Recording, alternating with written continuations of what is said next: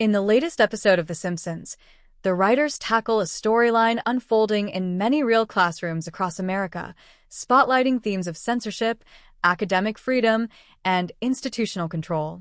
The episode centers on Springfield Elementary, where administrators propose new rules restricting what teachers could discuss in class, triggering a showdown between educators and bureaucracy.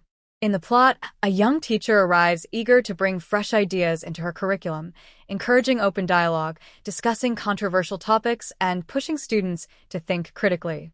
But soon, she runs into resistance from the school board, which demands that she submit all lesson plans for approval, remove certain books from reading lists, and avoid politically sensitive topics. Under pressure, the teacher must decide whether to comply, tone down her course material, or push back and risk her job. As tensions escalate, students hear different versions of the policy changes through hallway whispers and social media. Some students side with the teacher, staging informal debates and passing notes.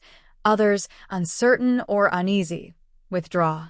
Meanwhile, administrative voices argue that the new rules are needed to maintain harmony, protect the school from controversy, and keep parents satisfied.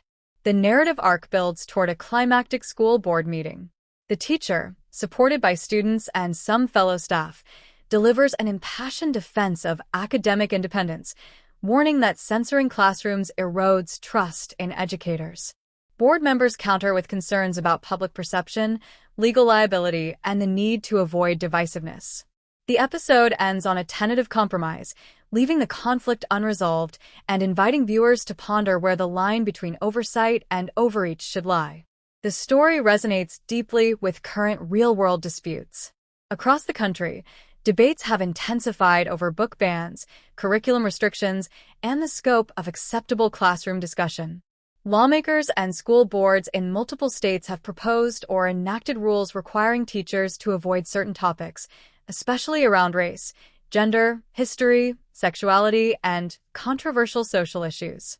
Activists on both sides argue fiercely over whose perspectives are silenced or safeguarded. By dramatizing an internal school clash, The Simpsons frames the broader tension: who gets to decide what students learn and how much autonomy educators should maintain. The episode also highlights the hidden impact such policies have, not only on teachers' morale, but on students' willingness to question, explore, and engage critically. Though animated, the episode's approach is grounded. It portrays administrators, teachers, and students as flawed but well-meaning actors caught in collision. The teacher is not an unyielding crusader, but someone forced into difficult ethical choices. The board members are not villains. They express concerns about disruption, parental anger, and reputational risk. Students' reactions vary, reflecting the messiness of real school communities.